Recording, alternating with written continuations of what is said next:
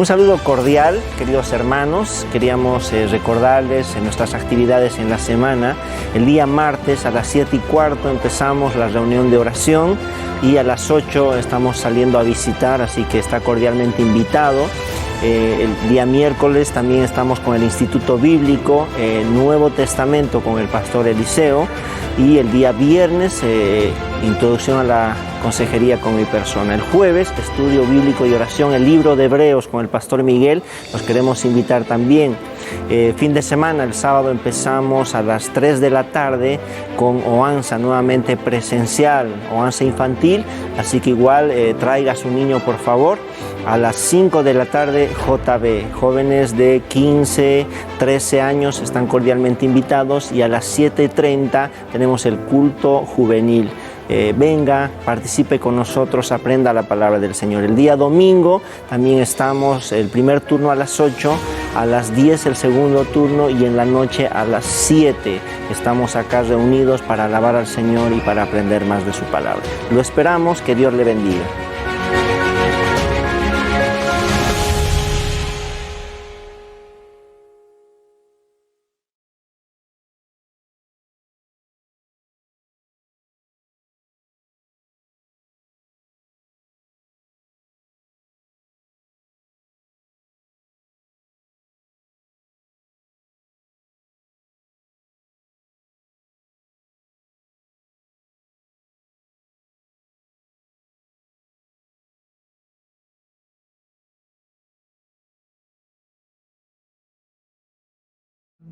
Muy buenos días, hermanos. Vamos a dar inicio a nuestro segundo servicio en esta mañana. Vamos a cantar esta alabanza que dice: mirá cuál amor nos ha dado el Padre al hacernos hijos de Dios.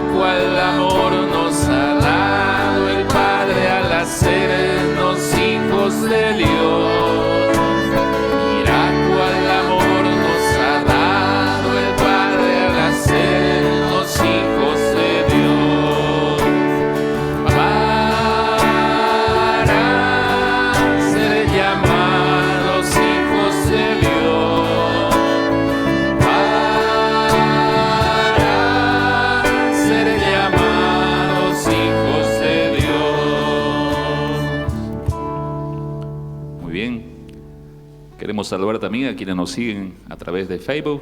Gracias por estar con nosotros. Vamos a ponernos de pie y vamos a orar en esta mañana pidiendo la dirección de Dios de este servicio. Oremos. Amado Dios, gracias por este tiempo. Pedimos tu bendición y tu guía para el servicio de esta mañana. Gracias por que tú das la oportunidad de estar reunidos en este lugar. Bendice a cada hermano, a cada persona que está presente. Pedimos tu guía para las alabanzas y el tiempo del mensaje que va a ser traído.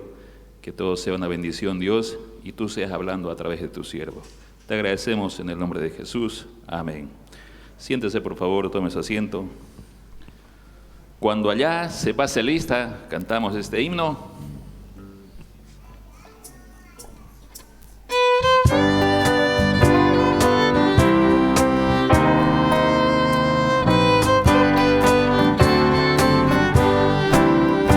Cuando la trompeta suene en aquel día final y que el alba eterna rompa en claridad, cuando las naciones salvas a su patria lleguen ya y que sea pasada la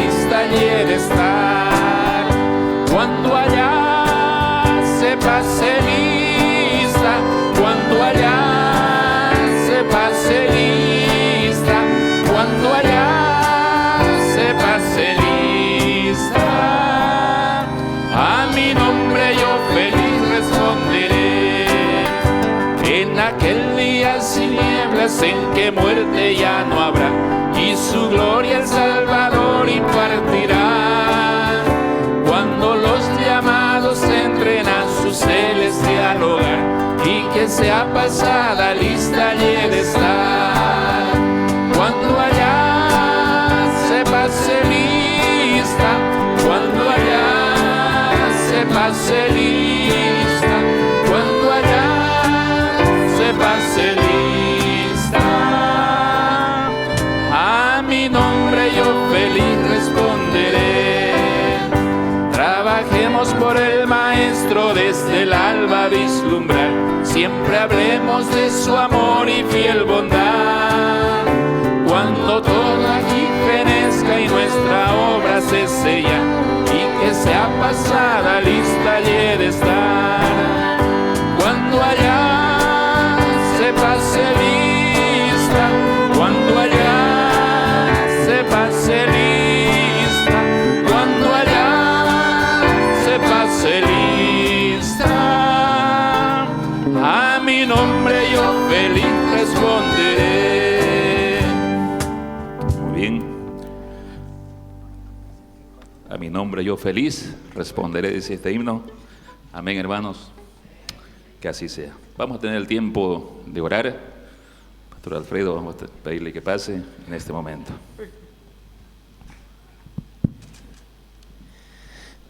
Muy buenos días, hermanos, que el Señor les bendiga, es un placer tenerles. Algunos están repitiendo, ¿no?, los dos servicios. Qué bueno, qué bendición. Muy bien, vamos a ir al Señor en oración. Amado Padre, Señor, agradecerle infinitamente por todas sus bendiciones, por esta mañana, por su bendita palabra y hemos escuchado en el primer turno. Señor, gracias.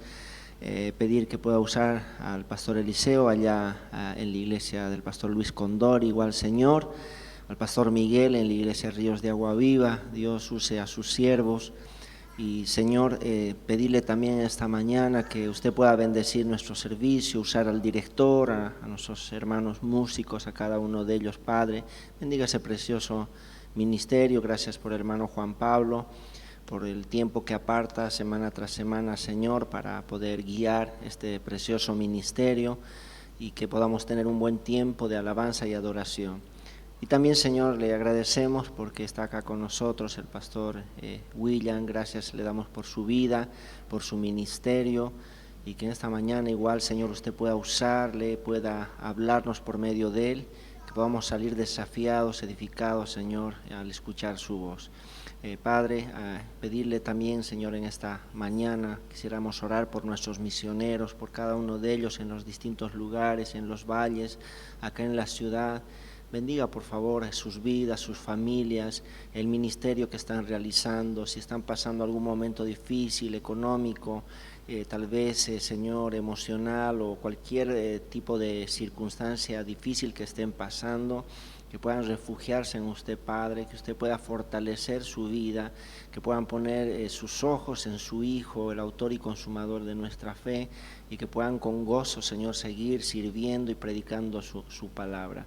Señor, pedimos también por cada iglesia de nuestra misión, por cada uno de los pastores, Señor, que en esta mañana o ya está predicando o está listo para predicar. Prepare su corazón, Señor, use su vida, que realmente cada creyente congregado en su iglesia pueda tener ese corazón, Señor, de poder pensar en usted, no solamente en la alabanza, en la adoración, sino al escuchar su palabra. Padre, pedimos también por nuestros hermanos que están con algún problema de salud. Señor, por favor, que usted igual pueda estar aliviando dolores, molestias, Señor, que pueda estar proveyendo también para los medicamentos, los tratamientos. Señor, pido de manera especial por mi hijita Lidia, que igual, Padre, se pueda recuperar de la enfermedad, que pueda estar mejor. Pedimos, Señor, eso en su misericordia por todos nuestros hermanos.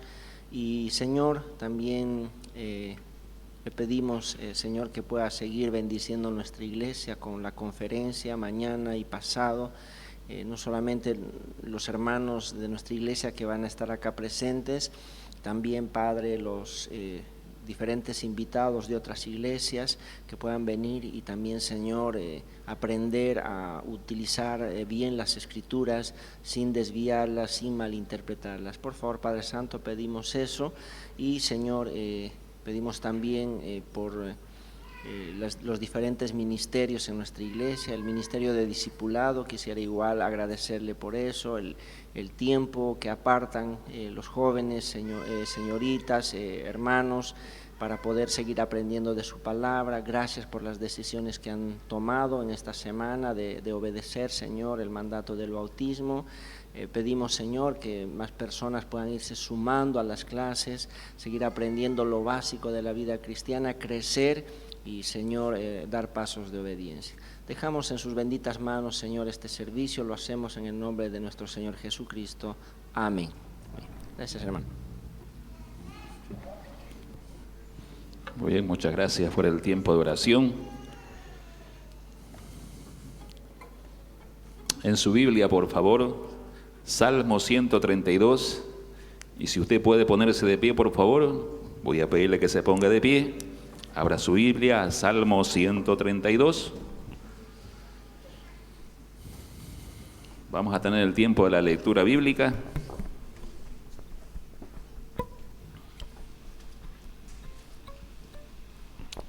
¿Ya encontró Salmo 132? Me sigue, por favor. Acuérdate, oh Jehová, de David y de toda su aflicción, de cómo juró a Jehová y prometió al fuerte de Jacob: no entraré en la morada de mi casa, ni subiré sobre el lecho de mi estrado. No daré sueño a mis ojos, ni a mis párpados adormecimiento, hasta que haya lugar para Jehová, morada para el fuerte de Jacob. He aquí en Efrata lo oímos, y lo hallamos en los campos del bosque. Entraremos en el tabernáculo, nos postraremos ante el estrado de sus pies. Levántate, oh Jehová, al lugar de tu reposo, tú y el arca de tu poder. Tus sacerdotes se vistan de justicia y se regocijen tus santos. Por amor de David mi siervo, no vuelvas de tu ungido el rostro. En verdad juró Jehová a David, y no se retractará de ello. De tu descendencia pondré sobre tu trono. Si tus hijos guardaren mi pacto y mi testimonio que yo les enseñaré, sus hijos también se sentarán sobre tu trono para siempre. Porque Jehová ha elegido a Sión, la quiso por habitación para sí. Este es para siempre el lugar de mi reposo, que habitaré porque la he querido. Bendeciré abundantemente su provisión, y a sus pobres saciaré de pan. Asimismo vestiré de salvación a sus sacerdotes, y a sus santos darán voces de júbilo. Allí haré retoñar el poder de David, he dispuesto lámpara a mi ungido. A sus enemigos vestiré de confusión, mas sobre él florecerá su corona. Amén. Tome su asiento, siéntese por favor.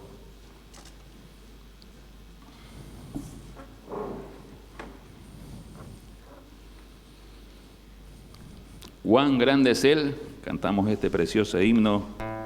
Señor mi Dios, al contemplar los cielos, el firmamento y las estrellas mil.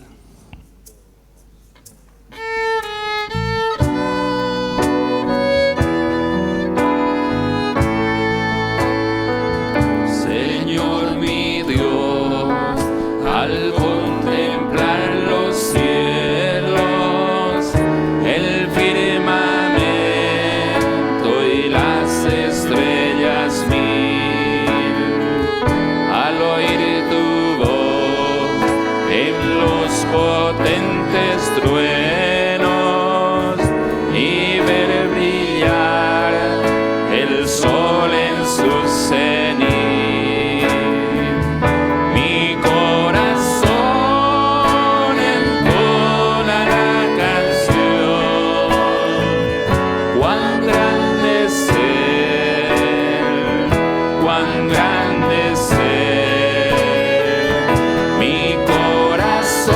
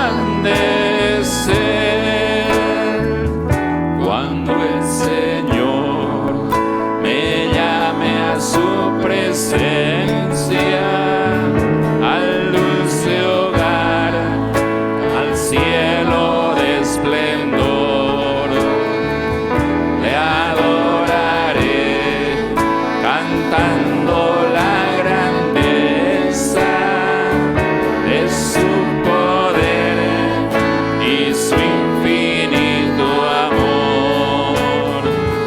Mi corazón entona la canción, cuán grande es Él, cuán grande es Él. Mi corazón entona la canción, cuán grande es Él, cuán grande es Él. Amén. Cuán grande es nuestro Dios. Muy bien. Vamos a tener el tiempo de reconocer a quienes han cumplido años en este mes de septiembre. El día jueves terminó septiembre, ¿no? Ya estamos en octubre. Pero no queremos pasar desapercibido a quienes cumplieron años. ¿Alguien estuvo de cumpleaños, de aniversario matrimonial? Pase, por favor, acá adelante. ¿Alguien estuvo? Pase. No, nada que lo alcemos y lo traigamos acá adelante. Entonces venga. Ahí están, aparecieron, muy bien. Y en grupo, ¿no? En grupo, muy bien. ¿Alguien más estuvo de aniversario, de cumpleaños? Venga, acá adelante, queremos reconocerle. Él estuvo de aniversario de matrimonio, así que no se van a salvar. Pasen. ¿Alguien más estuvo de cumpleaños o aniversario de matrimonio? Por favor, que puedan pasar y le podamos cantar.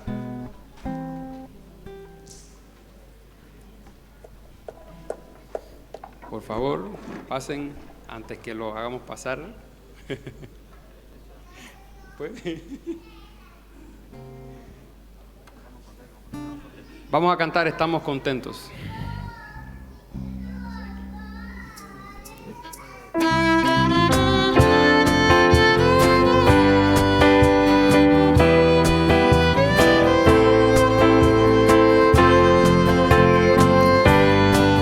Cantemos.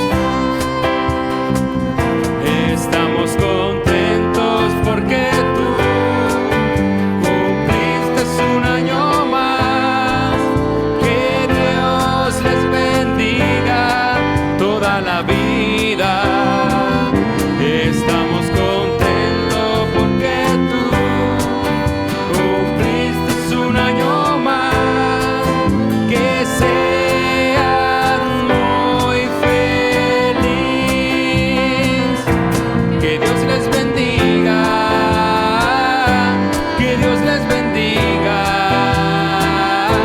Que Dios les bendiga, hermanos del alma, y que sean felices. Que Dios les bendiga, que Dios les bendiga,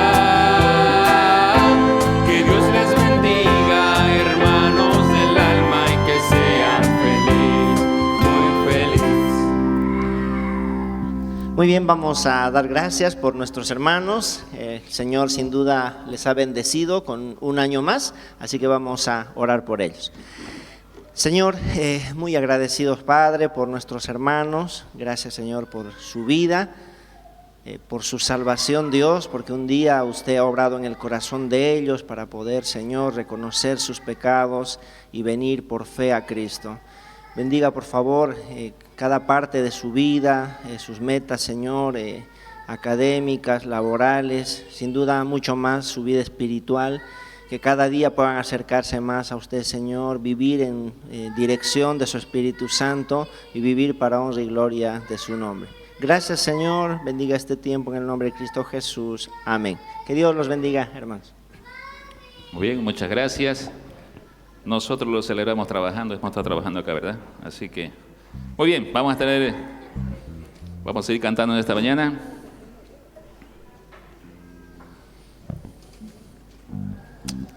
Vamos a tener el tiempo de las ofrendas, la promesa por fe, esa promesa que usted ha prometido a Dios. Vamos a tener ese tiempo. Voy a pedirle que se ponga de pie. Póngase de pie, por favor.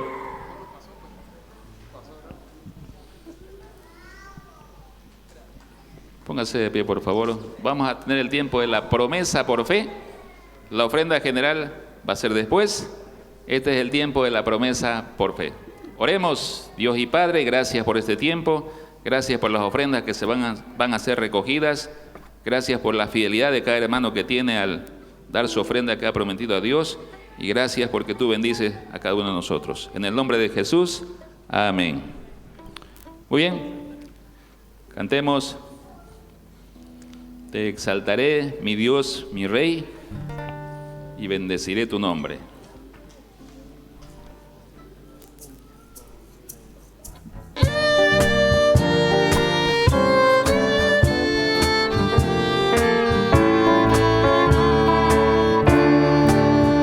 Te exaltaré, mi Dios, mi Rey, y bendeciré tu nombre eternamente y para siempre.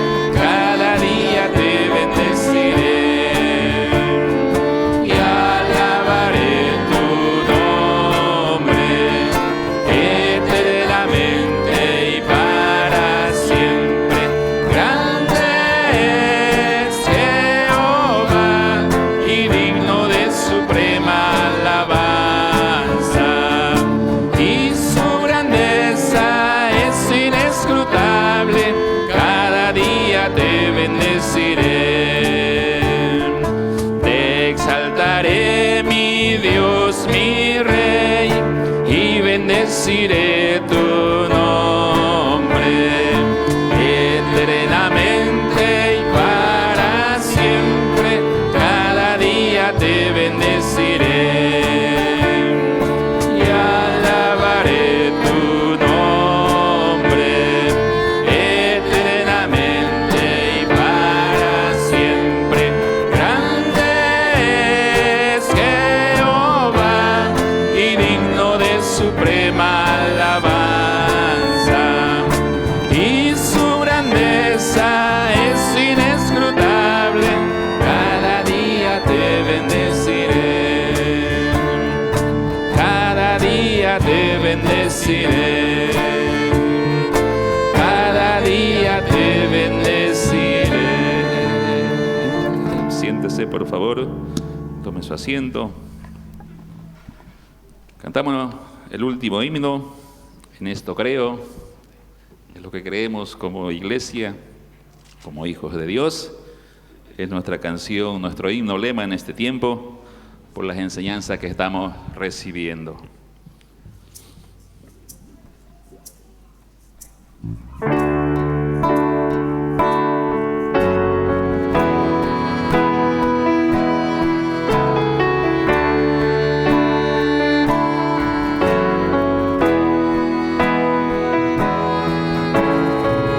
Mi Dios y Padre eterno, autor de la creación,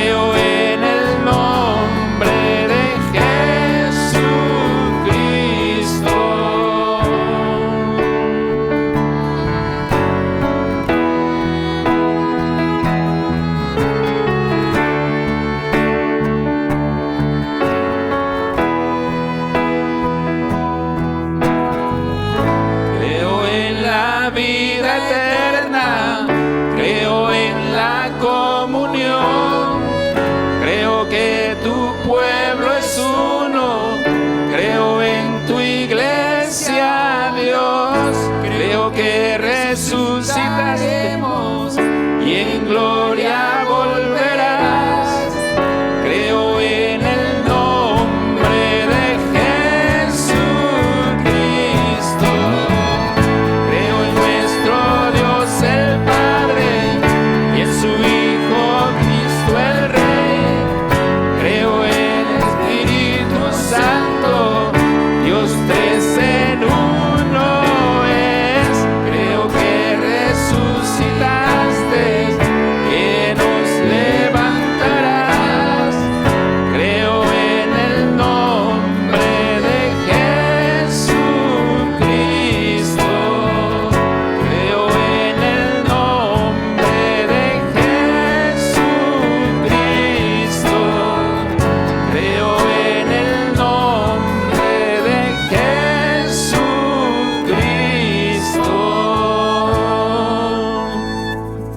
En esto creemos, pastor.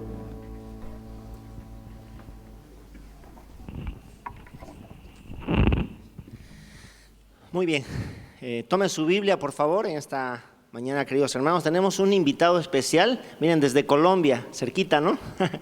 Muy bien, está con nosotros el pastor William Castaño. Él es consultor y conferencista de la editorial Brodmann y Holman, ¿no? Así que como el pastor ha estado anunciando, el librito ahí, texto fuera de contexto. Mañana y pasado tenemos las conferencias acá, así que es un placer para mí presentar al pastor a cargo de esas conferencias. Por favor, pastor, pase.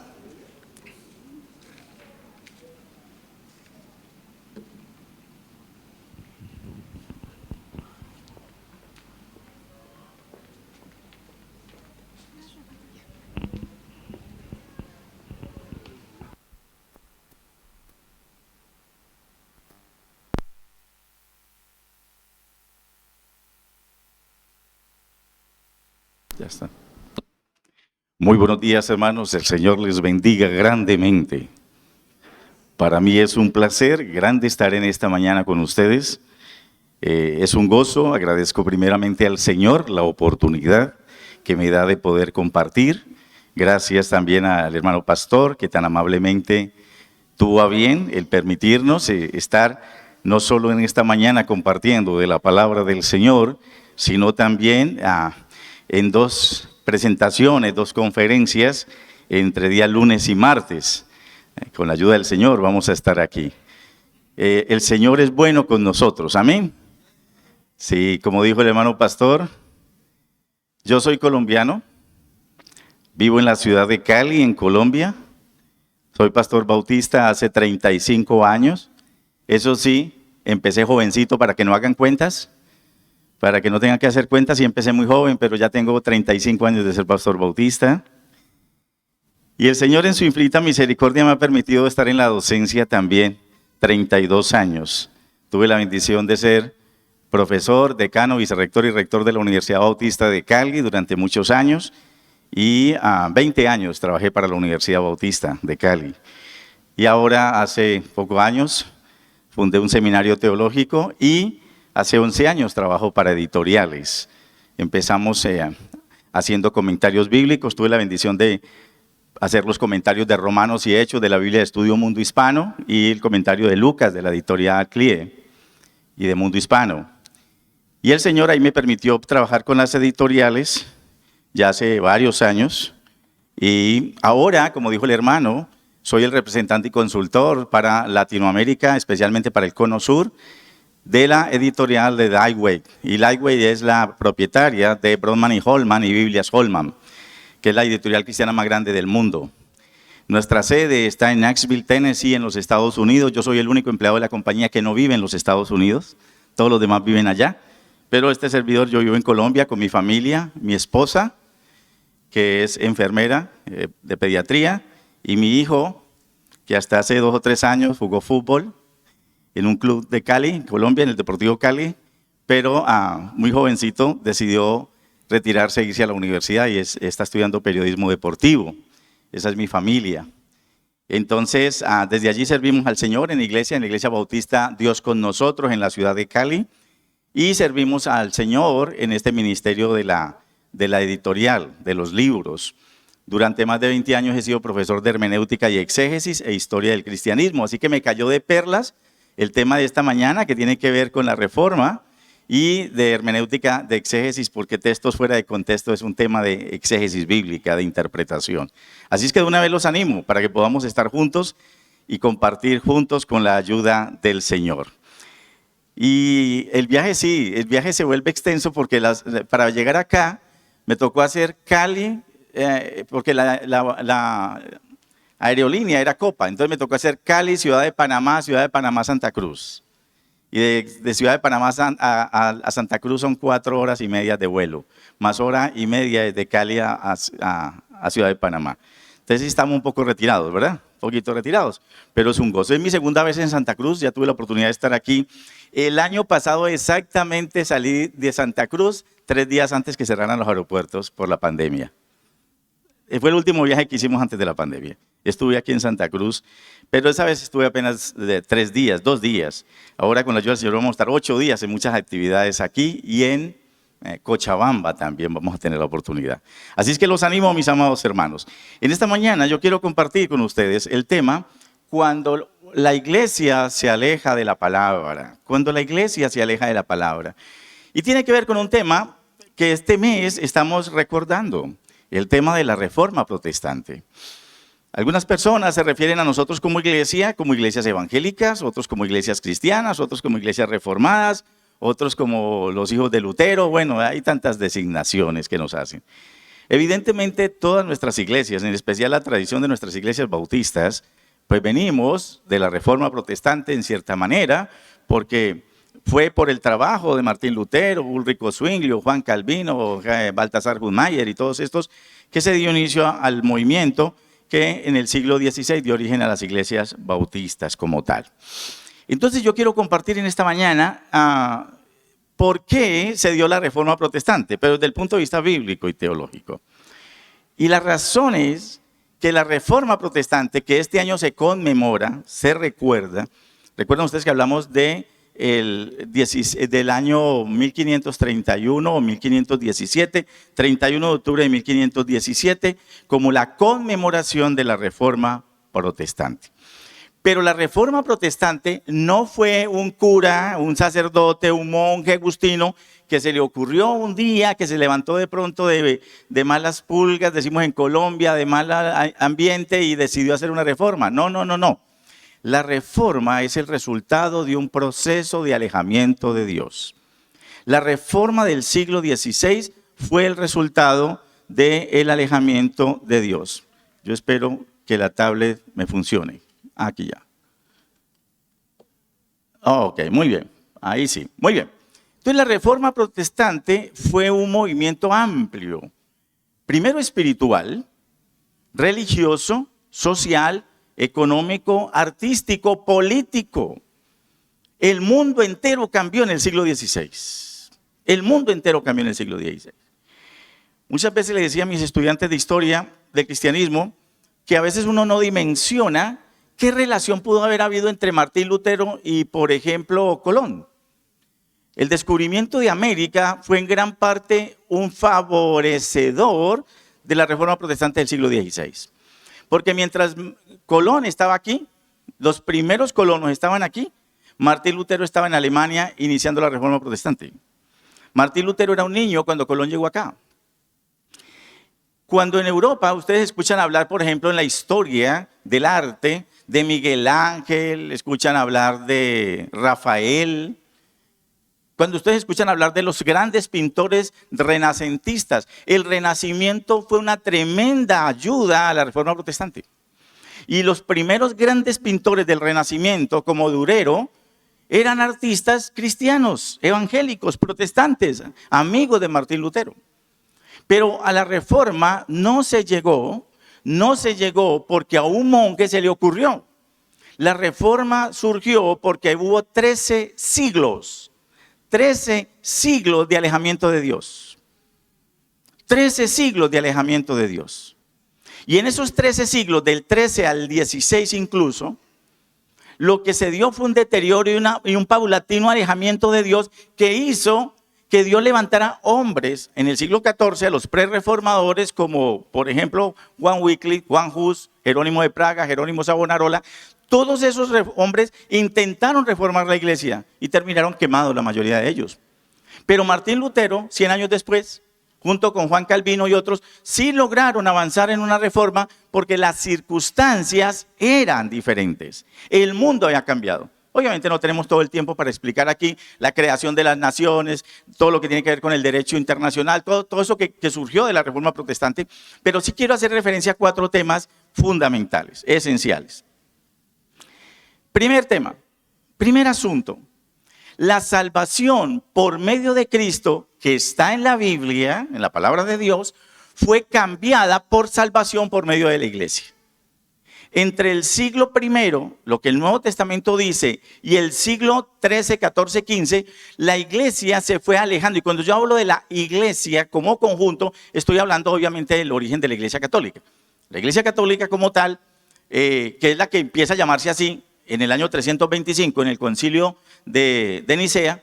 Cuando en el concilio de Nicea empieza a llamarse a la iglesia católica o la iglesia universal, como la quería Constantino, el emperador romano, entonces esa iglesia que desde el siglo I, siglo II y el Nuevo Testamento era una iglesia que veía a Cristo como la única vía de salvación, ahora empieza a ver a la iglesia como la vía de salvación. Y les voy a decir por qué.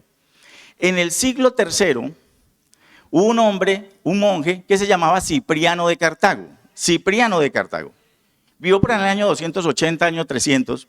Y Cipriano de Cartago, en Colombia hay una ciudad que se llama Cartago, pero no es esta. Esta ciudad que yo refiero está en África. Cipriano de Cartago, en África, dijo lo siguiente. Era un monje en el origen de la iglesia católica. O sea, cuando la iglesia católica estaba en proceso de formación. Dijo Cipriano de Cartago, fuera de la iglesia no hay salvación. Fuera de la iglesia no hay salvación.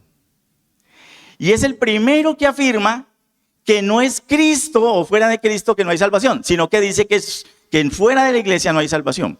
Y la complementó con otra frase. Nadie puede tener a Dios por padre si no tiene a la iglesia por madre. ¿Sí ven? Y parecen frases aisladas. Nadie puede tener a Dios por padre si no tiene a la iglesia por madre. Y fuera de la iglesia no hay salvación. Pero saben que la iglesia se lo tomó en serio. Y entonces el Nuevo Testamento siempre había enseñado, y la Biblia enseña, que la salvación es por medio de ¿quién? De Cristo. Es la obra de Cristo. Vamos a ver qué nos dice Hechos capítulo 4, porque siempre tenemos que ir a la base bíblica. ¿Qué dice la Biblia, la palabra de Dios? Hechos capítulo 4, versículo 10. Hechos 4, 10.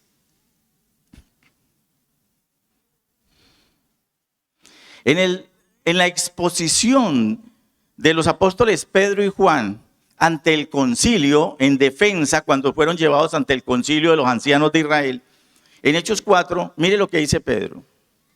Este Jesús es la piedra reprobada por vosotros los edificadores, la cual ha venido a ser cabeza del ángulo.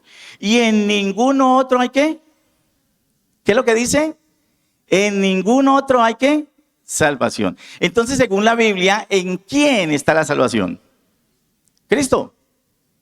En Cristo. Está clarito. Está claro. En ningún otro hay salvación, porque no hay otro nombre bajo el cielo dado a los hombres en que podamos ser ¿qué? Entonces la pregunta es, ¿quién tiene más autoridad en lo que dice? Pedro en la Biblia cuando dice, porque no hay otro en el cual hay salvación, refiriéndose a Cristo, o Cipriano de Cartago que dijo que fuera de la iglesia no hay salvación. Entonces, ¿cuál fue el problema?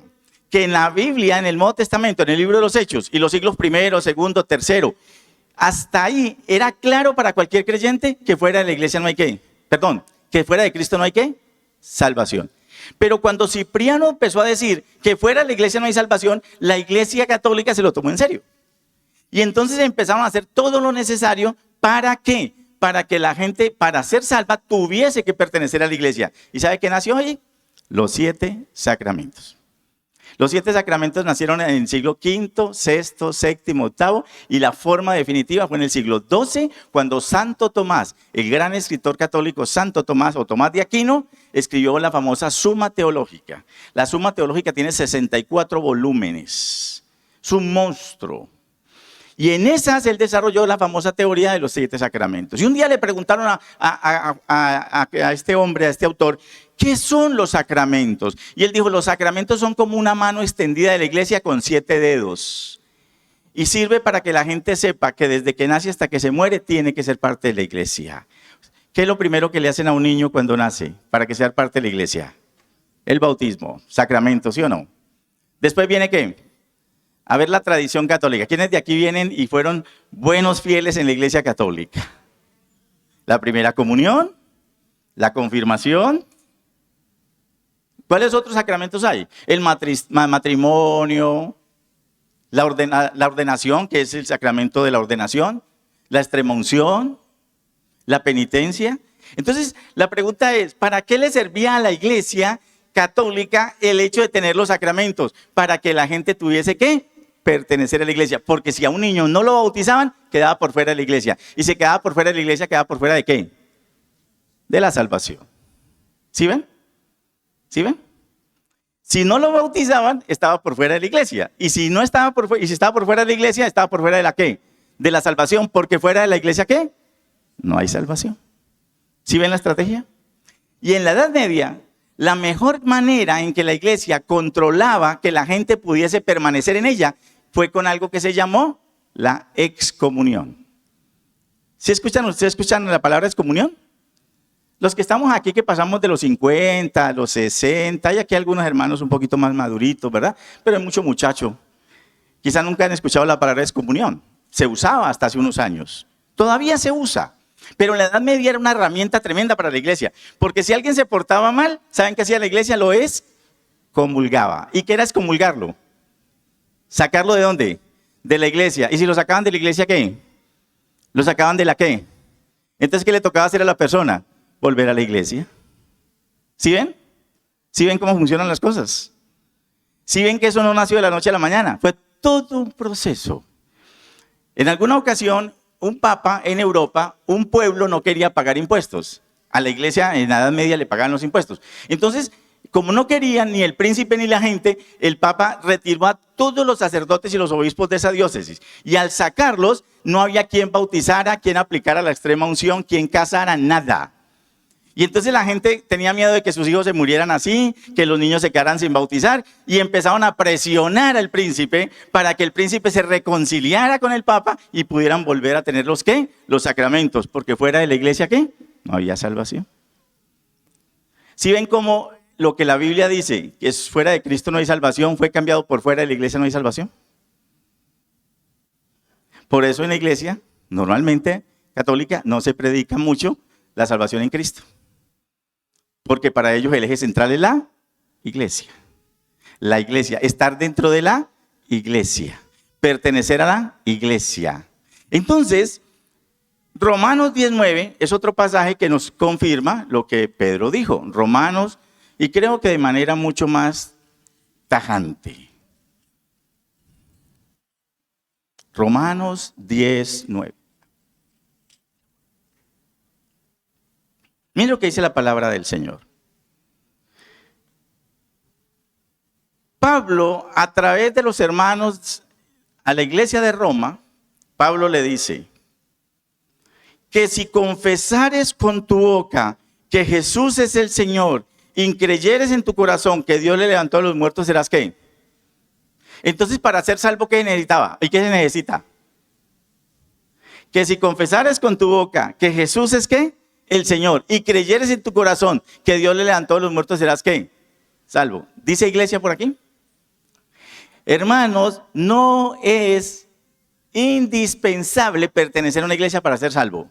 Ahora, ¿por qué nosotros creemos en la membresía y por qué nosotros creemos en estar en una iglesia y por qué creemos en ser parte de una iglesia? Porque es ahí donde crecemos espiritualmente. Es aquí donde usted crece espiritualmente. Pero no es porque pensemos que estando aquí somos salvos. A veces a los bautistas en alguna parte jocosamente nos acusan de creer que si no se es bautista no se es salvo. No. No importa si usted está en la bautista o en la presbiteriana o en otra iglesia de sana doctrina, pero si usted está en Cristo, ¿usted es qué? Salvo. En Cristo. Amén. Entonces, ¿sí ven cómo hubo un cambio? De estar en Cristo a estar en ¿qué? En la iglesia. ¿Y cuál tiene más autoridad? Lo que la Biblia dice. Que si confesares con tu boca que Jesús es el Señor y creyeres en tu corazón que Dios levantó a los muertos, serás ¿qué? Salvo. No dice que tiene que pertenecer a una iglesia. Pero este fue el primer gran cambio que hubo en la doctrina. Segundo cambio. Solo hay un mediador entre Dios y los hombres. Eso dice la Biblia. Eso dice la Biblia. Primera de Timoteo 2:5. Primera de Timoteo 2:5. Solo hay.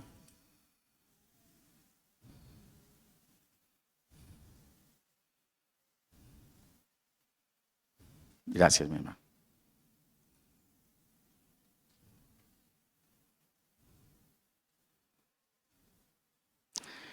Porque hay un solo Dios y hay un solo mediador entre Dios y los hombres. ¿Jesucristo qué?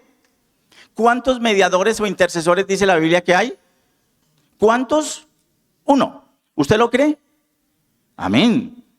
Dice la Biblia que hay un solo Dios y hay un solo mediador. Ese mediador es Cristo Jesús. Pero en el siglo IV la iglesia empezó a correr de ladito a la intermediación de Cristo y apareció la figura de ¿quién? De María. ¿Y saben por qué? Porque en la historia casi todos los creyentes nuevos o todas las personas que se acercaron a la iglesia en el siglo III y IV venían del paganismo, de las religiones paganas, sobre todo griegas y romanas. Y en las religiones paganas griegas y romanas, todos los templos estaban llenos de figuras femeninas, porque había muchas diosas. Ustedes han escuchado desde los egipcios, Nefertiti, Diana de los efesios, todas esas diosas y figuras femeninas que había en el paganismo. Entonces, la gente que venía del paganismo llegan a las iglesias cristianas, sobre todo por influencia de Constantino en el siglo IV. Entonces llegan y ven todas las figuras que veían femeninas en el templo pagano y llegan a las iglesias cristianas y no ven ni uno. Y traían en su corazón esa tradición de que había diosas. Y empezaron a buscar y a buscar y a buscar. Y empezó a aparecer la figura femenina de María. Empezó a ganar lugar. Y empezaron a reconocer a María como un ser importante en la fe católica, en la fe cristiana católica. Y de repente, y ahí es una cosa interesantísima, se da una discusión. En el siglo IV, en el concilio de Éfeso del año 431, en ese concilio de Éfeso del año 431 se discute María y Cristo. ¿Quién es María con respecto a Cristo? Entonces la discusión era, ¿es María la madre de Dios o es María la madre de Cristo? Si es de Cristo es de la naturaleza humana, si es de Dios es de la naturaleza divina. Y llegó y la conclusión del concilio lamentablemente fue, María es la madre de Dios. Pero la gente no lo entendió como la madre de Dios en su naturaleza humana, sino como la madre del Dios Altísimo. Y entonces, ¿saben qué dijo un obispo? Dijo, ¿qué hijo se negaría a hacerle un favor que le pidiera a su madre? ¿Qué hijo le negaría a su propia madre un favor? Pues claro, la respuesta de uno es, no, probablemente ninguno. Ningún hijo, a no ser que sea un muy mal hijo, pero cualquier hijo estaría dispuesto a hacerle un favor a su madre. Entonces, ¿sabe qué dijeron ellos? Entonces la mejor intercesora es María. Y la empezaron a llamar corredentora del mundo, intercesora. Y entonces le decían, si usted le quiere pedir algo a Dios, pídaselo a María, porque María va y le pone la cara y le pide a su hijo. ¿Sí ven cómo creció la figura de María? Entonces empezó a ser llamada Madre de Dios, Madre de los vivientes, corredentora del mundo, todos los títulos que tiene María. Y entonces desplazaron ¿a quién? A Cristo. Díganme ustedes, si usted recuerda de los cánticos que hay en la iglesia católica, dígame cuántos cánticos hay a Cristo y cuántos hay a María. Le puedo asegurar que puede contar con esta mano los que hay a Cristo, pero los que hay a María hay bastantes. ¿Cierto que sí? La razón es que ellos le piden ¿a quién? A María. En la Edad Media le pedían era a María, en vez de pedirle a Cristo. ¿Saben qué dijo Jesucristo? Todo lo que pidieres al Padre, ¿qué? En mi nombre. Está en la Biblia. Primera de Timoteo 2:5, ¿cierto? Que acabamos de leer de la palabra del Señor. Juan 14:6. Juan 14:6. Juan 14:6, el Evangelio.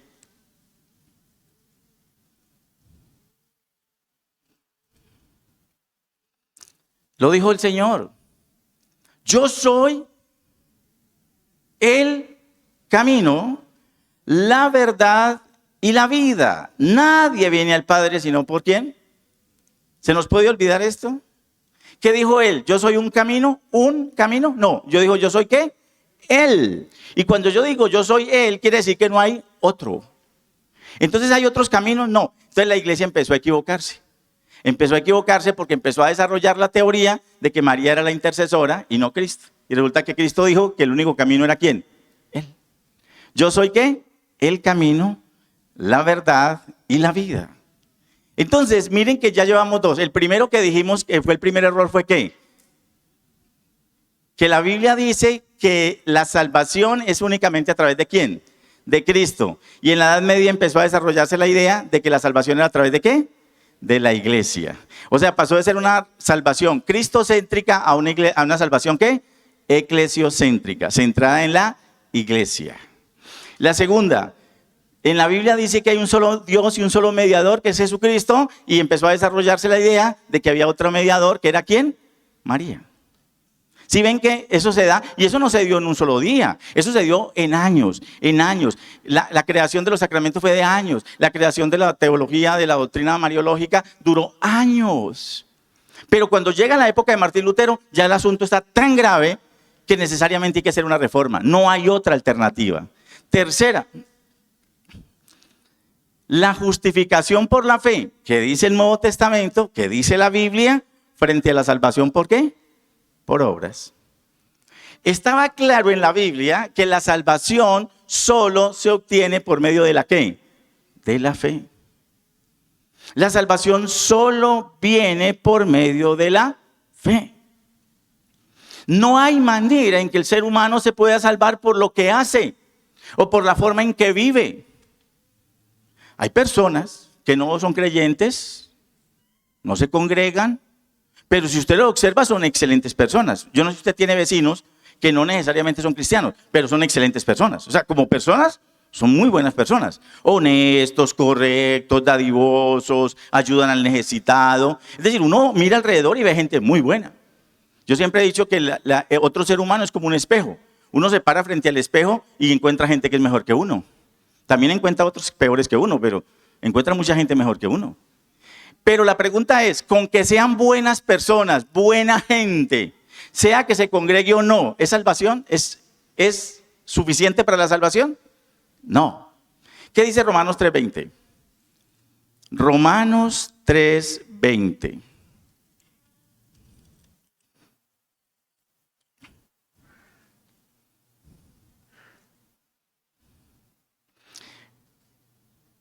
El apóstol Pablo, haciendo una exposición acerca de las obras y la ley, dice, ya que por las obras de la ley, ningún ser humano será ¿qué?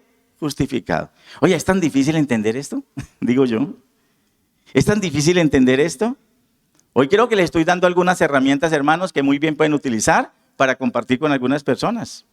Porque una persona le va a decir a usted, pero mire que es que las obras y tal, y usted le saca este pasaje, mire lo que la Biblia dice, ya. Y si la persona se quiere enojar, ¿con quién se tiene que enojar? Con el autor de la palabra, no con usted. Yo como siempre cuando hablo con alguna persona trato de buscar la exposición de la palabra. Y entonces le digo a la persona, si usted quiere pelear, pelee con esta. Con esta. Conmigo no. ¿Yo qué hago si aquí está? ¿Qué dice Romanos? Ya que por las obras de la ley, ningún ser humano será ¿qué? Justificado delante de él, porque por medio de la ley es el conocimiento de ¿qué? Del pecado. Nadie se... ¿Cuál es la otra cita? Gálatas 2:16. Gálatas 2:16. El apóstol Pablo le escribe a la iglesia de Galacia, Gálatas 2:16.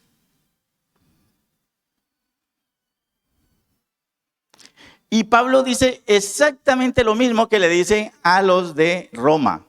Por eso algunos dicen que las tres cartas, Romanos, Corintios y Efesios, y Gálatas, perdón, las 4, fueron escritas en la misma época más o menos, los temas son muy parecidos. Mira lo que dice el versículo 16.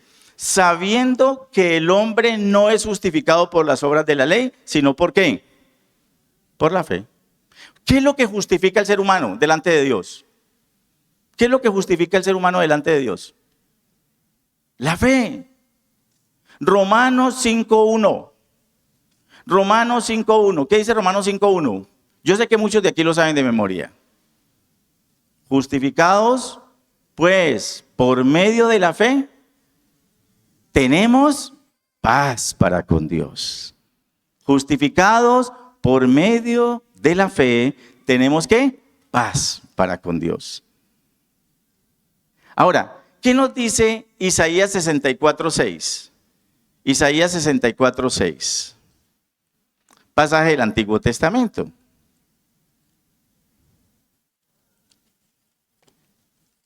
Haciendo referencia a la actitud humana. Dice, si bien todos nosotros somos como suciedad y todas nuestras justicias como trapo de ¿qué? De inmundicia. Y caímos todos nosotros como la hoja y nuestras maldades nos llevaron como viento. ¿Cuál es el énfasis? Todo lo que usted considere, todo lo que yo considere que es justificable delante de Dios, la Biblia dice que es ¿qué? ¿Trapo de qué? De inmundicia. ¿Y saben qué es tan tremenda esta palabra? En el idioma original, en el hebreo, la palabra que se traduce aquí, trapo de inmundicia, es una palabra que describe ese tipo de elemento de paño o de trapo o algo así que se utiliza para lavar los servicios sanitarios. Que no es que sea exactamente el que uno utiliza en la cocina de la casa.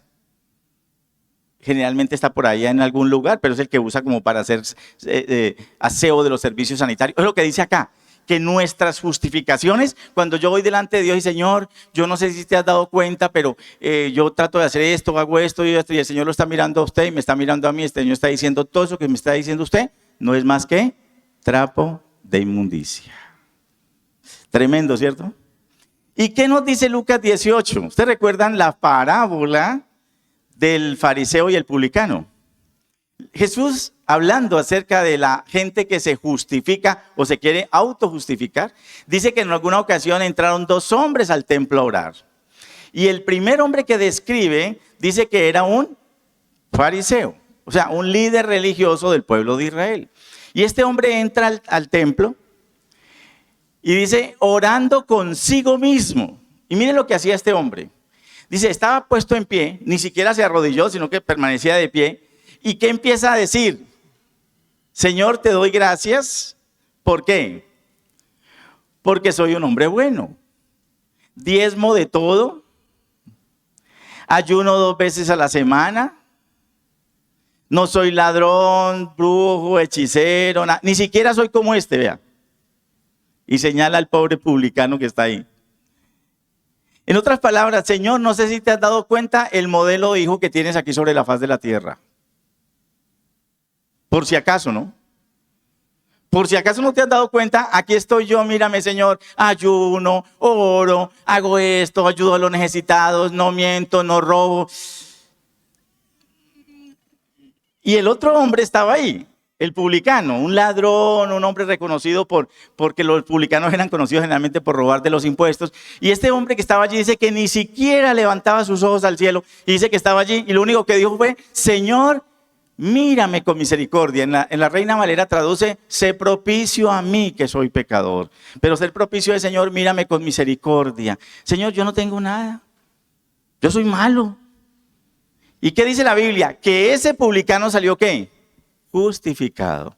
Y el otro fariseo no. ¿Por qué no salió justificado? Dice, porque él ya se había ¿qué? Auto-justificado. Pero ustedes sí caen en cuenta en algo, que el primer versículo dice que entró al templo y oraba consigo mismo. Esa oración no llegó al cielo, por la actitud del corazón. Entonces la pregunta es, ¿quién nos justifica? La fe en Cristo y no las obras. ¿Y saben qué pasó en la Edad Media entonces? Pues que desde el siglo III empezaron a sacar la justificación por la fe a un lado y pusieron la justificación por medio de las ¿qué? Las obras. Entonces usted ya podía comprarlas. Ustedes han escuchado la palabra indulgencias. Las indulgencias fueron muy importantes porque fue el mecanismo a través del cual la iglesia le vendía la salvación a la gente. Miren este esquema. Si fuera de la iglesia no hay salvación, usted para salvarse tiene que estar dentro de la iglesia. Si usted peca, quedaba fuera de la iglesia. Para volver a entrar, ¿qué tenía que hacer? Comprar la salvación. ¿A quién se la pagaba? A la dueña de la iglesia, de la salvación, que era ¿qué? La iglesia. ¿Y cómo lo hacía? A través de un documento que llamaba las ¿qué? Indulgencias. Indulgencia significa libertad, perdón y libertad. O sea que usted pecaba, compraba la indulgencia, le era perdonado y lo indultaban. Pero empezaban a vendérsela no solo por los pecados cometidos, sino que usted la podía comprar por los pecados que ya iba a cometer, es decir, por adelantado. En el siglo XIV y XV empezaron a vender las indulgencias a futuro. A futuro es de que usted compraba X cantidad de perdón por los pecados que va a cometer en el futuro. Pero también empezaron a comprarlas no solo por ellos, sino que podía comprarlas para los familiares, por los hijos, por otros. Y más grave aún, por los muertos. Vendían, que se me murió la abuelita, se me murió la tía, y la verdad no sabemos cómo se fue, si se fue en paz con Dios o no. Lo más seguro es que no. Entonces compraban indulgencias para que Dios le perdonara los pecados. ¿Sabe cómo funciona eso? En la teología. Yo, en mi carrera en la universidad fue filosofía, yo estudié filosofía y ciencias de la religión y todos mis compañeros eran sacerdotes católicos, el único evangélico era yo, todos los demás eran religiosas, monjas. Tengo grandes amigos sacerdotes católicos, la verdad que hicimos buena amistad en esa época, tenemos diferencias sustanciales, pero fuimos compañeros de estudio y yo hablaba mucho con ellos y obviamente me tocó estudiar teología católica porque era una universidad católica, entonces me tocaba estudiar algo de teología católica. ¿Sabe cómo opera las indulgencias? Y el tema de los perdones. ¿Alguna vez usted ha mandado un sufragio? ¿Ustedes recuerdan los sufragios que se mandaban cuando alguien fallecía, mandaban sufragios? ¿Usted no ha visto las personas que van al cementerio y tocan la lápida de las personas, así tocan y oran? ¿Cierto? Y usted no ha escuchado la palabra cabo de año, no sé si usa aquí la expresión, y es que cuando una persona muere, al año empiezan a hacer una especie de misa o de ceremonia. ¿Y ustedes han oído hablar de las novenas? Bueno, todo eso nació, ¿saben por qué? Por una razón muy sencilla. Porque cuando alguien moría, entonces cualquiera de esas cosas que usted hiciera, por ejemplo, el ir a una lápida, tocar la lápida y orar por el alma, por el bendito descanso del alma de la persona que estaba allí, le da gracia al muerto, pero le da gracia a la persona que ora también. O sea, eso es un acto de fe y es un acto de misericordia. Entonces a la persona le cuenta también eso. Mandar un sufragio también significa que usted va acumulando para usted como especie de puntos a favor y también la persona a la cual usted le envía. Es tremendo. Y la iglesia tiene algo que llama el depósito de los méritos de Cristo. El depósito de los méritos de Cristo en la teología católica es que hay un lugar donde están todas las obras buenas de la gente, empezando por María, los santos y todo eso. Ellos suponen que hay un depósito gigantesco donde están las buenas obras. O sea, y como a ellos les sobraron, porque ellos hicieron tantas que les sobró, entonces todas están ahí. Se salvaron y todas las demás están ahí. Cuando muere una persona y ha hecho cosas muy buenas, lo que le sobró para salvarse, entonces va a ese depósito. Y cada vez que usted hace un cabo de año, una misa, una novena, cualquier cosa, eso va sumando a la copa de los méritos. Entonces, ¿qué es lo que se hace cuando una persona ora o un sacerdote dice, vamos a estar orando por el eterno descanso del alma de tal persona? Es que al nombrar a la persona, ellos suponen que Dios va a ese depósito y saca lo que esa persona debe y se lo abona a la cuenta. Así funciona. Así funciona. Saca del depósito y le abona la cuenta. Cuando ya termina de pagar la deuda, ¿saben en qué se apoyan? En un pasaje de la Biblia mal interpretado que mañana vamos a trabajar aquí. En texto fuera de contexto, las sorpresas que ustedes se van a llevar es impresionante. Hay un pasaje de la Biblia que dice el Señor en una parábola que un hombre tenía unas deudas. Y el Señor le perdonó la deuda, el rey le perdonó la deuda, pero él salió y empezó a presionar a un compartidario, un amigo que tenía una deuda con él. Lo mandó a la cárcel. Y dice que Dios, entonces el amo lo mandó a la cárcel a él por la mala acción y dijo, y no saldrá de allí hasta que no pague el último céntimo. De allí no saldrá hasta que no pague el último céntimo. Y entonces la iglesia dice eso. Dice que de ese lugar, del purgatorio, no sale nadie hasta que no pague el último, ¿qué? Céntimo. Entonces, cada vez que se hace una misa por alguien, cada vez que se hace algo así, van y sacan de la copa de los méritos, le van sumando. Y cuando yo pague toda la deuda, sale de allí y va para el cielo. Así funciona. Así funciona. Bueno, así creen que funciona. Así creen que funciona. Para nosotros es más sencillito. Nuestra confianza en Cristo Jesús. Y somos salvos. ¿Amén? ¿Amén? ¿Usted lo cree? Entonces, ¿la justificación es por fe o es por obras? ¿Sabe una cosa? Por obras casi nunca nadie se va a salvar según la iglesia, porque siempre le va a faltar algo. Según la Biblia, nadie. Pero según la iglesia, siempre hay algo que tienen que hacer todavía. Unos poquiticos santos les sobra, pero el resto a todo mundo le falta. Porque también entra una cosa que llaman negocio. Plata, de por medio. Que todo tiene costo. ¿O ustedes creen que lo hacen gratis? En el siglo XIV, XV empezaron a venderlas. Y era un negocio impresionante vender indulgencias. Y la gente recuerda la reforma más por las indulgencias, porque Lutero se enojó y empezó la reforma. Pero no solo por las indulgencias, es por todo lo que yo estoy mencionando. Una más. Cuarta, el tema de la Biblia como fuente de autoridad. En el Nuevo Testamento está claro, y en la Biblia está claro, que hay una sola fuente de autoridad para el cristiano, que es ¿qué? La palabra.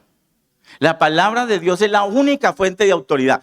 Puede haber una discusión doctrinal, los líderes de la iglesia pueden estar discutiendo un tema de ética, de moral, de doctrina, lo que sea, pero siempre la fuente de discusión termina ¿dónde? Acá. Lo que la Biblia, ¿qué? Dice. ¿Cuál es la única norma de autoridad del creyente? La palabra. No dice es la, no dice una, no, es la única fuente de autoridad. Toda discusión, nosotros tenemos confesiones, nosotros tenemos declaraciones de fe, pero esas nunca estarán por encima de ¿qué? De la palabra. Entonces, Martín Lutero decía que la única fuente de autoridad para un creyente es ¿qué? La palabra. Pero resulta que la iglesia ya había desarrollado ¿qué? 3 fuentes de autoridad, y en este orden. Primero, el magisterio de la iglesia. Segundo, fuente de autoridad, la tradición de la iglesia. Y tercero, la palabra, la Biblia. Entonces, cuando todo lo que ustedes han escuchado alguna vez, y vuelvo a la referencia, seguro que los que ya estamos maduritos acá, sí la escuchamos alguna vez. ¿Doctores tiene la Santa Madre Iglesia? ¿Ustedes han escuchado esa expresión? Doctores tiene la Santa Madre Iglesia. Era que cuando alguien discutía algo en doctrina o algo, siempre le decían ahí los sacerdotes, doctores tiene la Santa Madre Iglesia. Eso ya está dicho, eso ya lo dijo Santo Tomás, San Dulce Escoto, San Jerónimo, ya. Es decir, si usted quiere algo, vaya y léalos a ellos y ya. Y Lutero cuando empezó a preguntar cosas le dijeron, doctores tiene la Santa Madre Iglesia.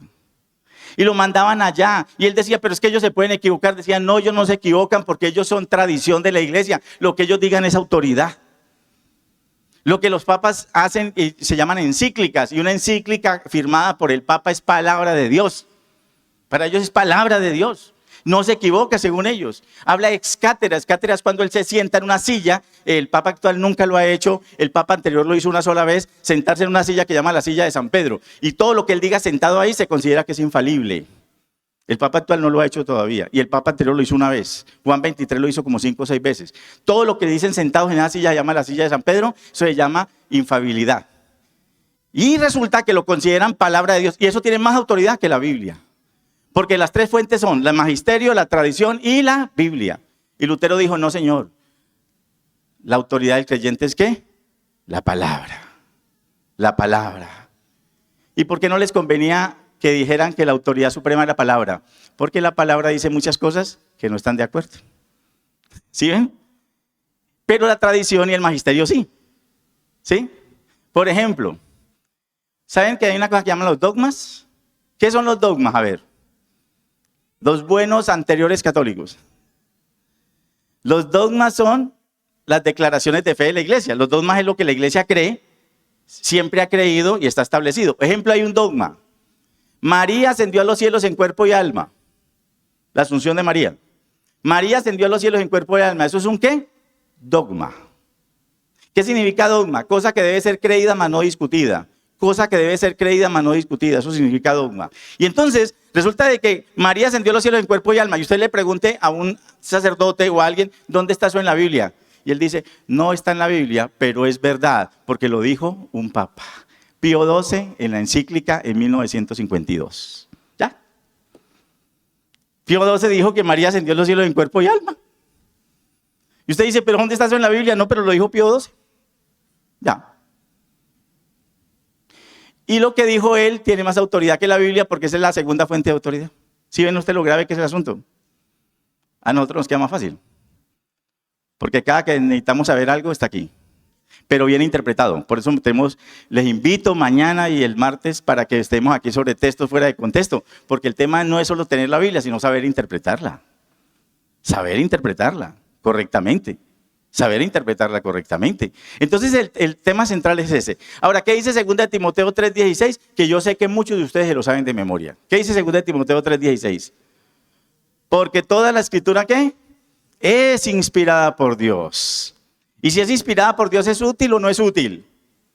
Útil para enseñar, para redarguir, para corregir, para instruir en justicia. Toda la escritura es que es inspirada por Dios, por tanto tiene ¿qué? Autoridad. ¿Cuántos creen que la Biblia tiene autoridad?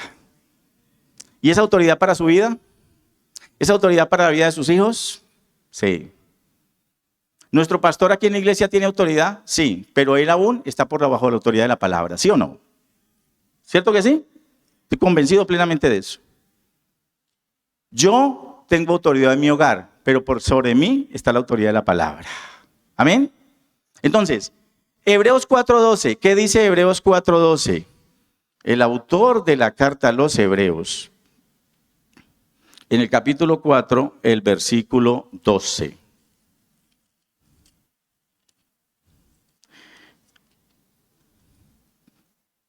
Hebreos 4:12. Porque la palabra de Dios es ¿qué? Viva y ¿qué? Y eficaz. Y más cortante que toda espada de dos filos y penetra hasta partir el alma y el espíritu, las coyunturas y los tuétanos y discierne los pensamientos y las intenciones del corazón. La palabra de Dios es ¿qué? Viva y eficaz. ¿Y cuál es la tercera cita que tenemos? Segunda carta del apóstol Pedro, capítulo 1, versículo 21. Segunda carta del apóstol Pedro, capítulo 1, versículo 21. Porque nunca la profecía fue traída por voluntad humana, sino que los santos hombres de Dios hablaron siendo ¿qué? Inspirados por el Espíritu Santo. Entonces esta palabra fue inspirada ¿por quién? Por Dios. Entonces, ¿tiene autoridad? Claro, claro que sí. Una conferencia que daban estos días para jóvenes de Lima, Perú, en una universidad, acerca del tema, porque nos desafiaron a algo, y ir a una universidad y hablar acerca de la subjetividad de la verdad en la posmodernidad. El tema de la subjetividad en la posmodernidad. Y es que el tema es que hoy, el problema que tenemos hoy en el mundo es que la gente no cree que hay verdad absoluta. Sobre todo a los jóvenes les enseñan esto. Si usted cree que esto es bueno, bien. Y si usted, otra persona cree que eso es malo, está bien. Lo importante es que cada cual crea lo que quiera. Y usted tiene razón y usted tiene razón, porque la verdad es subjetiva y relativa. Entonces todo el mundo queda contento. Que esto es malo. No, pero es malo para usted. Pero para él no es malo. Listo, está bien. Tolerancia. Inclusión. Y con ese discurso nos quieren ganar a todos. Y es que usted no le puede decir a otro que está equivocado por una razón muy sencilla, porque la verdad es subjetiva y relativa. Lo que para usted es verdad, para otro no lo es, y todos aceptamos y estamos de acuerdo y contento todo el mundo y no hay problema. No. Si la Biblia dice que algo es malo, es malo.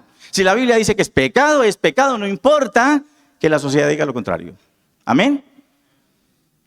¿Qué tal vivir en una sociedad donde no hay normas? ¿Usted se puede imaginar una ciudad como Santa Cruz sin normas de tránsito?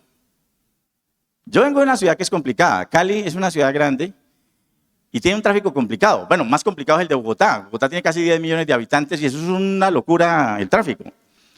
Si eso con normas de tránsito, pero ¿qué tal una persona que diga, el semáforo está en rojo, por ley debo de quedarme acá y esperar. Y otro dice, no, pero para mí está en verde. Sí, yo creo que está en verde. Entonces yo puedo pasar. ¿Usted se imagina el desorden? Eso es lo que estamos viviendo en esta sociedad. ¿Carencia de qué? De normas. Porque la gente dice que la verdad es ¿qué? Relativa y subjetiva. Amados hermanos, la verdad es verdad. Y hay de los que a lo bueno le llaman malo y a lo malo le llaman ¿qué? Bueno.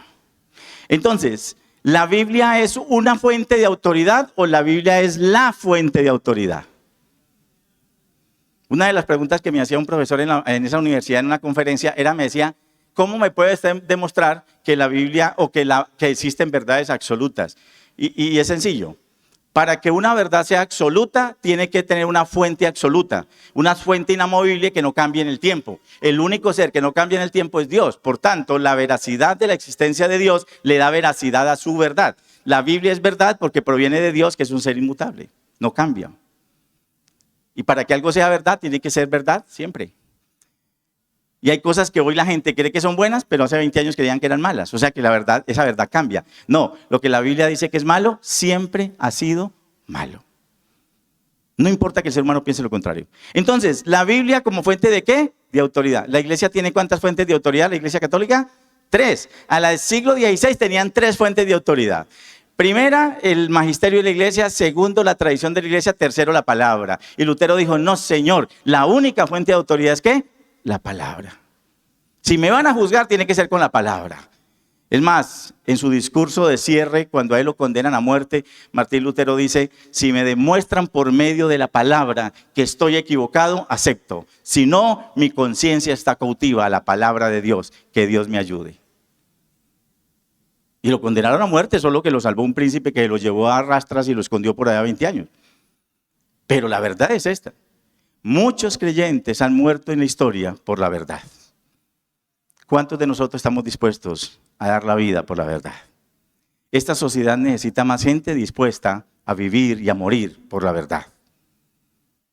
Y dar testimonio de Cristo. Amén. 4 principios. Vamos a ver si Hermanita me ayudas. Vamos a repasar los 4 al finalizar hoy. Ya.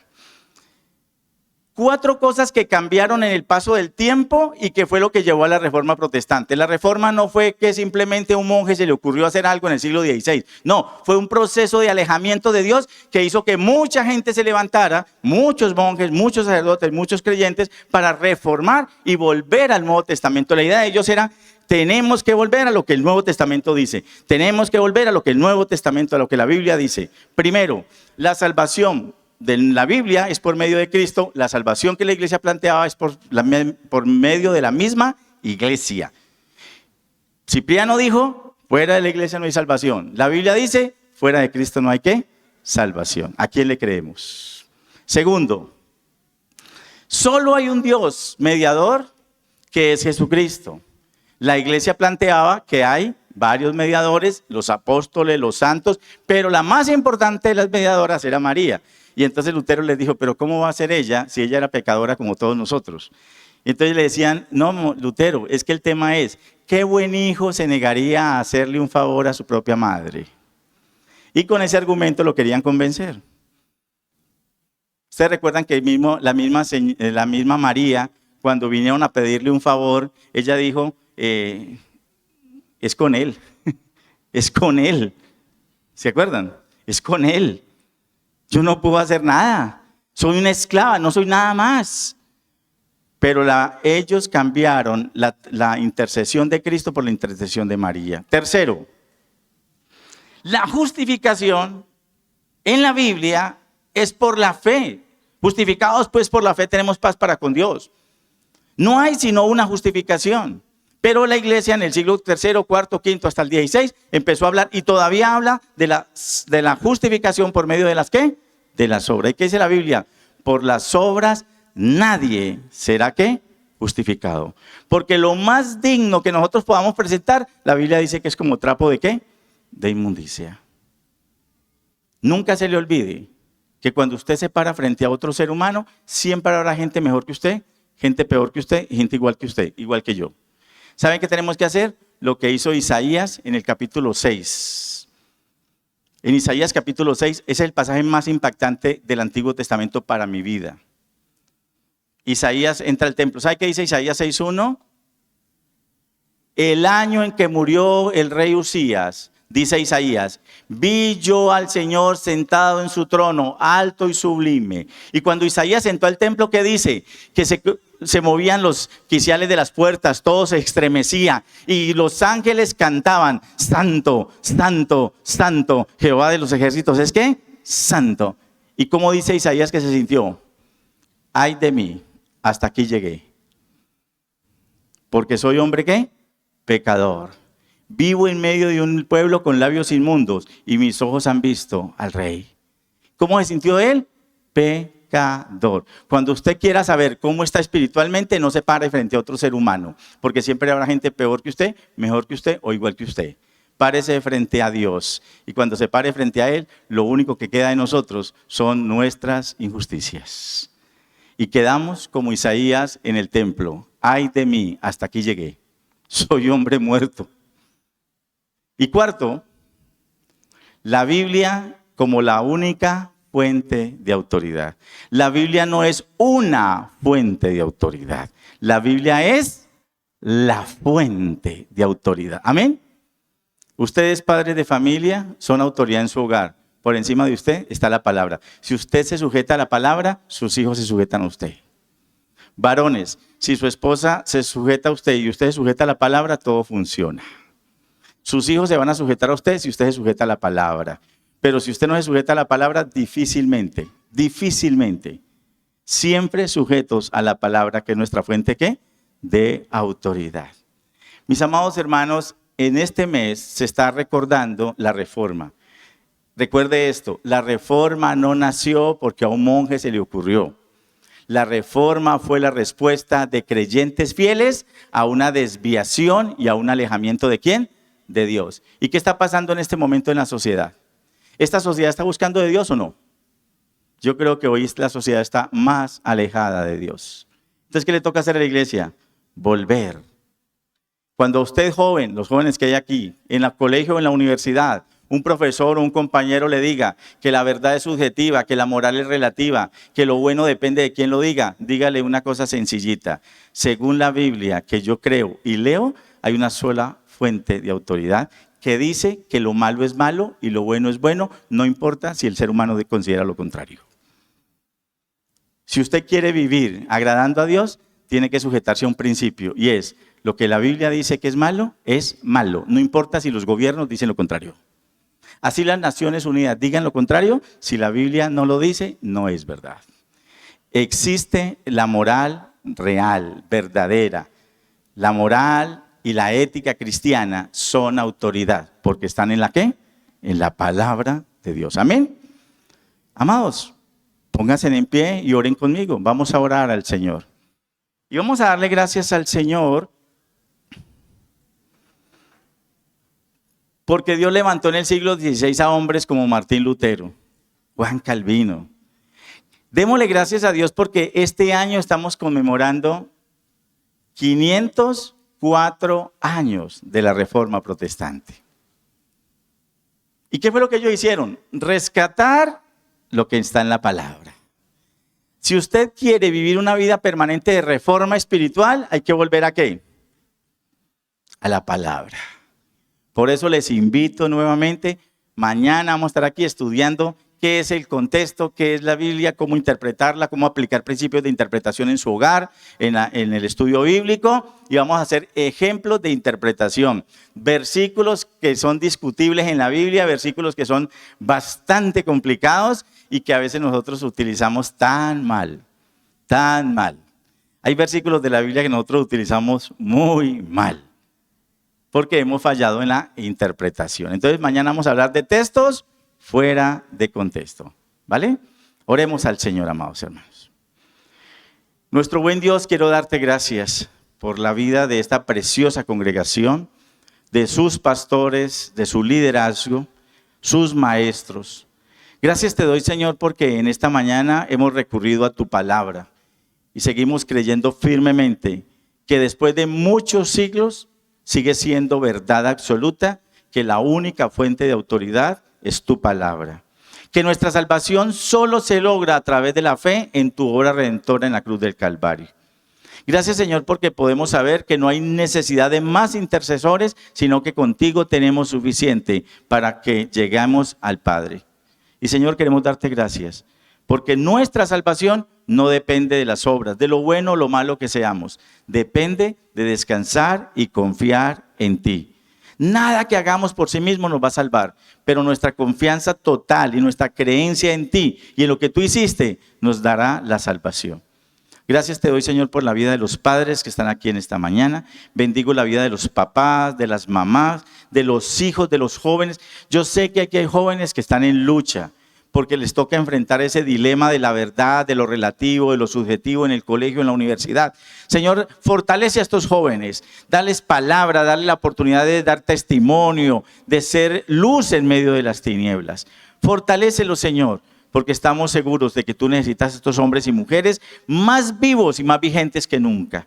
Señor, te doy gracias por los niños de esta congregación. Bendigo la vida de los niños. Señor, que sean guardados y protegidos en medio de esta sociedad tan inmoral que tenemos. Y bendigo la vida de sus maestros y maestras, porque ellos son instrumentos tuyos para ayudar en el crecimiento espiritual de estos niños. Te honro y te glorifico, Señor, y te doy gracias en Cristo Jesús. Amén y amén.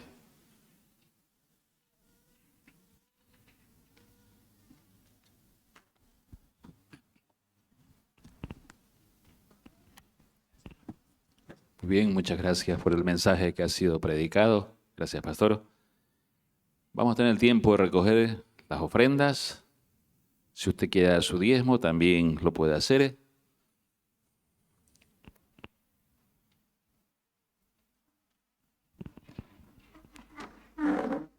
Ahí están los hermanos repartiendo sobres. Si usted necesita uno, levante la mano, por favor, y seguro que le van a dar.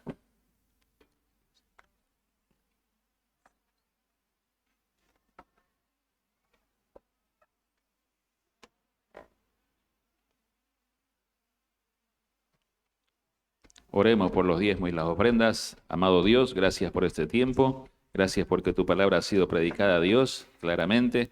Te agradecemos por tu siervo que nos acompaña en esta mañana. Y pedimos por las ofrendas y los diezmos, Dios, que se van a recoger, que sea siempre para llevar tu palabra y engrandecer tu obra, Dios. Te agradecemos en el nombre de Jesús. Amén. Hay una fuente en mí, díselo al Señor. Cantamos esta alabanza.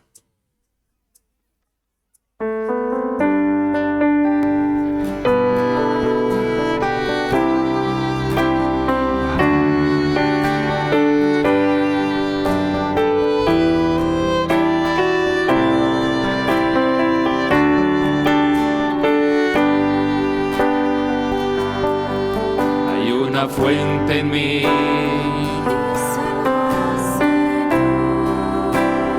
que está brotando,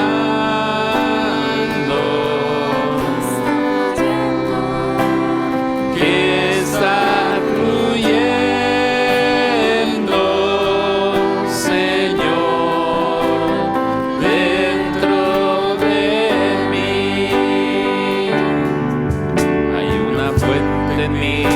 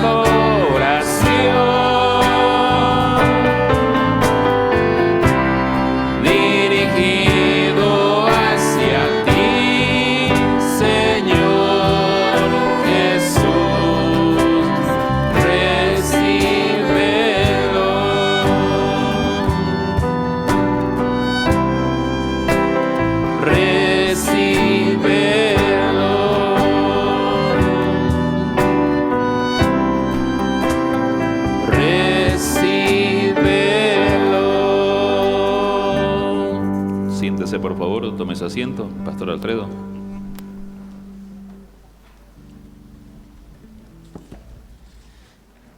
Muy bien, muchas gracias, gracias al Señor hemos tenido 2 servicios preciosos, realmente, muy edificantes, desafiantes.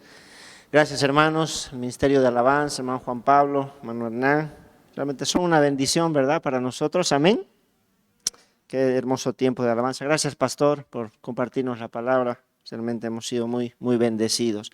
Queridos hermanos, entonces nuevamente recordarles a las 7 esta noche están nuevamente invitados a nuestro servicio, 7 de la noche para seguir aprendiendo de la palabra. Por favor, no se falte.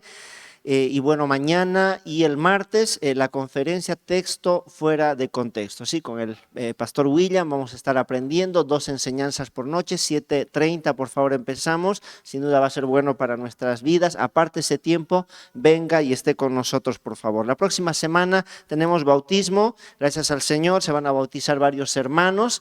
Así que si hay alguien que no ha estado pasando las clases de discipulado y por ahí quiere bautizarse, acérquese a mi persona para que le anote y podamos tal vez tener una charla antes de que pueda dar este paso de obediencia, ¿ya? Si alguno todavía no está en las clases de discipulado y quisiera, de la misma manera, hermanos, estamos teniendo las clases por Zoom este tiempo, 2 grupos preciosos, así que tenemos para jóvenes de 12 a 17, si ustedes quieren, vamos a empezar nuevamente el primer módulo evangelístico y los demás, si quieren sumarse también los días miércoles, tenemos a las 8 de la noche. Así están cordialmente invitados, hermanos. El instituto también empezó la anterior semana, pero todavía se puede ingresar, ha sido tal vez como una clase introductoria, se puede todavía, el día lunes y miércoles tenemos el instituto bíblico, así que hermanos, igual desafiarles si quieren aprender más de la palabra del Señor. Desde la próxima semana, tanto en el primer como en el segundo turno tenemos clases ya para niños de 2 a 5, así que si usted tiene su pequeño de 2 a 5 años ya va a haber clase, ya tenemos maestros para esa edad, hermanos, así que un motivo también de agradecimiento, ¿ya? Hermanos, vamos a tener devocionales, si ustedes recuerdan en el tiempo de la pandemia el pastor Miguel ha estado compartiendo algunos devocionales, entonces esta semana ha estado trabajando él con el hermano Daniel Ríos, ya tienen grabados los primeros devocionales, miren, 12 minutitos, hermanos, de su tiempo, 12 minutitos todos los días a las 7 de la mañana, conéctese a la página del Face, hermano, y va a ser edificado también. Miren, 12 minutos creo que no es mucho tiempo, así que conéctense, hermanos, también para ser bendecidos con la palabra del Señor, ¿sí? Se ha mandado ya una ayuda, si ustedes recuerdan, cuando en la conferencia, en la campaña misionera, estuvo compartiendo el hermano Ramón Negrete, tenía una necesidad en la construcción ahí en la iglesia en Pasorapa, así que ya el pastor Miguel ha hecho llegar 10,000 bolivianos, hermanos, para que puedan ellos ayudarse en su construcción, otro motivo de agradecimiento, hermanos, ¿sí? Muy bien, una pequeña recomendación más, hermanos, que lo hemos hecho también en el primer servicio, todos aquellos que tienen sus hijos jóvenes, adolescentes, queremos animarles, hermanos, a que apoyen a sus hijos, les den permiso, tal vez algunos viven un poquito lejos, los puedan traer. Tenemos OANSA a las 3 de la tarde los sábados, si usted tiene sus niños, tráigalo, hermano, para que ellos aprendan la palabra. A las 5 de la tarde tenemos JB con jóvenes de 13 años, de 12 años en adelante. Sí, yo sé que es un poquito dificultoso a veces con nuestros hijos, ¿no? Hemos estado teniendo paseos la anterior semana, hemos ido a la conferencia de jóvenes de los Ríos de Agua Viva. Los jóvenes se atrasan, ¿no? Les decimos que se registren, no se registran, les decimos que traigan para su pasaje, no traen para su pasaje. Yo sé que hay que tenerles paciencia, ¿no? Me pasa a mí, y sin duda a ustedes mucho más como papás, pero vale la pena, queridos hermanos, ¿no? Yo quiero animarles como pastor de ellos, es un buen tiempo, ellos están poniendo de su parte, están sirviendo al Señor. Ahora también si algunos están sirviendo ahí en cualquier horita feliz, en cualquier ministerio y no están cumpliendo en su casa, también puede hablar con nosotros, ¿no? Porque no es correcto, ellos tienen que ser un ejemplo primero en su hogar, así que pueden acercarse a mi persona, a mi esposa y hablar y sin duda les vamos a recomendar también, ¿sí? Por una parte eso, hermano, y la segunda recomendación es en cuanto a los baños, queridos hermanos, ¿no? Pongo como ejemplo los jueves, ¿no? Los jueves los baños están impecables, hermana Marianela, hermano Dardo lo dejan chalinga, el día viernes uno va, entra y nos encontramos con un montón de sorpresas, hermanos, ¿no? Así que yo quiero que ustedes como papás a sus niños enseñen a usar los baños, ¿no? Hay papeleros ahí, el papel se debe botar ahí en los baños, que usen bien los grifos, que aprieten, ¿no? El sistema que tenemos en los baños no es que tocamos y nos vamos, ¿no? Hay que hacer una presión para que el agua baje. Entonces siempre pensemos en que después que yo use, alguien va a usar, entonces tiene que estar en condiciones, ¿no? Vemos papeles en el piso, entonces no es correcto eso, hermanos. Por favor, cuidemos las cosas que el Señor nos ha dado, los bancos de la misma manera, que no estemos rayando, que no estemos pisando ahí. Bueno, siempre, ¿no? Eso va a ser bueno, ¿ya? Simplemente como una recomendación. Nos ponemos en pie, queridos hermanos, y finalizamos en oración. Señor, muchas gracias, Padre. Quiero agradecerle por este segundo servicio. Gracias, Señor, por las alabanzas, mis hermanos del ministerio. Gracias por su vida, su tiempo, Señor. Bendígales, por favor, que puedan tener un buen descanso ahora, para que en la noche puedan seguirle sirviendo, Padre. Señor, también le damos muchas gracias por el pastor William, que ha apartado este tiempo para estar con nosotros, enseñarnos su palabra. Bendígalo también, Señor, sígalo usando en su obra, Señor, y que mañana y pasado también podamos disfrutar un buen tiempo en la enseñanza, Señor, con él. Cuídalo al pastor Miguel también allá. Esperamos siempre, Señor, que siga usando su vida. El pastor Eliseo de la misma manera, Señor. Bendígales a cada uno de ellos y que podamos, Señor, tener un descanso para la noche, nuevamente estar con toda la disposición de alabarle y escuchar su palabra. Bendiga a mis hermanos. Queremos orar de una manera especial por la hermana Ina, Señor, que está delicadita, con dolores, Padre Santo, por favor. Pedimos por la salud de ella. Usted, Padre, en su misericordia pueda tocar su cuerpo, que los medicamentos hagan efecto, que se pueda recuperar, Padre. Pedimos por ella en esta mañana y también por nuestros hermanos que están delicaditos. La hermana Julia, por favor, pedimos siempre por ella. La hermana María Isabel, el hermano Limber también, gracias, Señor, porque está mejor. En el nombre de Cristo Jesús oramos. Amén. Que Dios me los bendiga, hermanos. Hasta la noche.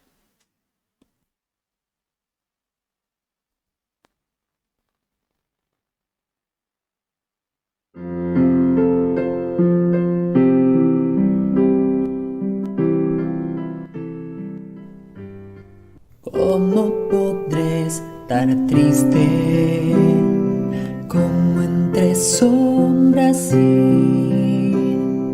¿Cómo sentirme solo y en el dolor vivir?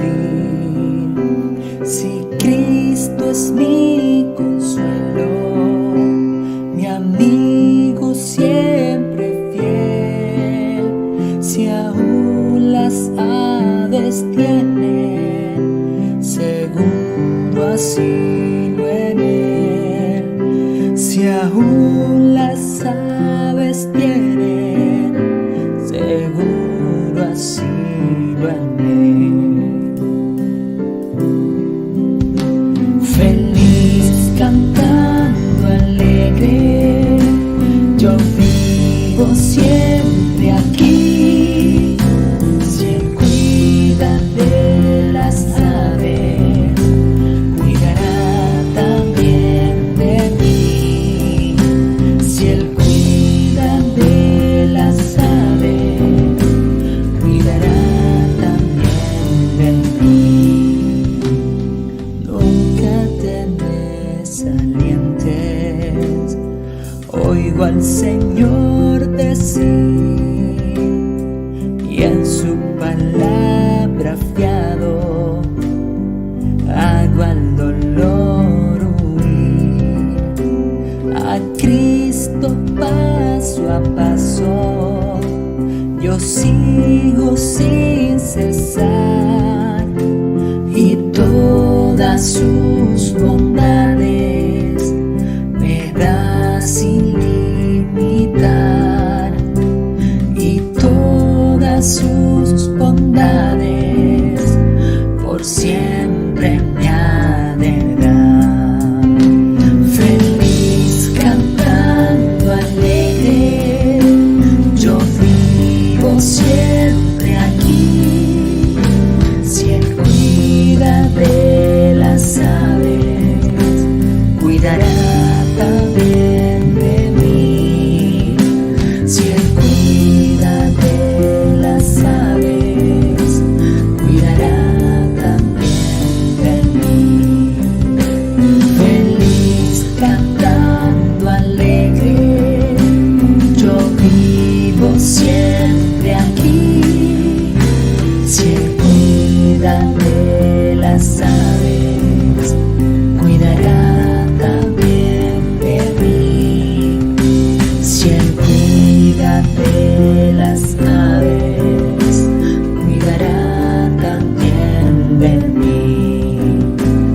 cuidará también de mí, cuidará también